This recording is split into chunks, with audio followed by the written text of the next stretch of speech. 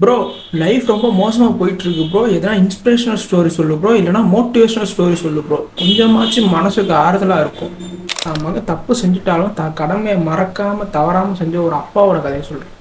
அப்போ சொல்கிறவர் ஒரு பெரிய லெஜண்ட் தான். ஸோ கண்டுபிடிங்க. அதாவது அந்த அப்பா அந்த பையன் படிப்பை முடிச்சுட்டு சினிமாவில் ஹீரோ ஆகணும். அதாவது அப்பாவும் பெரிய ஹீரோ, ஒரு ஸ்டண்ட் மேனு, ரியலாக பண்ணுறவர், ஹீரோ ஆகணும் அப்படின்னு சொல்லிட்டு ஆல்பம்லாம் எழுதியிருக்காரு. பட் அது எதுவுமே கை கொடுக்க, எல்லாமே ஃபெயிலியர் இருக்குது. ஃபெயிலியர் ஆனால் அப்பாட்ட சண்டை போட்டு அங்கேருந்து ஒரு பக்கத்து ஊர் கொஞ்சம் தூரம் தள்ளி போய் தங்கியிருக்காரு தனியாக. வீட்டில் போதை பொருள் இருக்குன்னு தெரிய வருது. ஸோ அதை போலீஸ்லாம் அரெஸ்ட் பண்ணிட்டாங்க. அரெஸ்ட் பண்ணதுக்கப்புறம் பார்த்தாங்கன்னா உண்மைக்குள்ள அவர் ட்ரக் யூஸ் பண்ணியிருக்காரு. யூஸ் பண்ணதை அடுத்து நாட்டு மீடியா எல்லாம் சேர்ந்து, சரி இவ்வளோ பெரிய ஆள், இவ்வளோ பெரிய ஆளோட பையன், இவர் எப்படியும் ஒரு அப்பா போய் கவர்மெண்ட்டையும் மீடியாட்டையும் பேசி தான் மகனை ஜெயிலேருந்து வெளியே கொண்டு வந்துடுவார் அப்படின்னு நம்பிக்கையோடு இருந்திருக்காங்க. ஆனால் அவர் அப்படி பண்ணவே இல்லை. அப்பா என்ன பண்ணியிருக்காரு அப்படின்னா, ஆனால் அவர் ஒரு தனியாக ப்ரெஸ் மீட்டை ஏற்பாடு பண்ணி ட்ரக்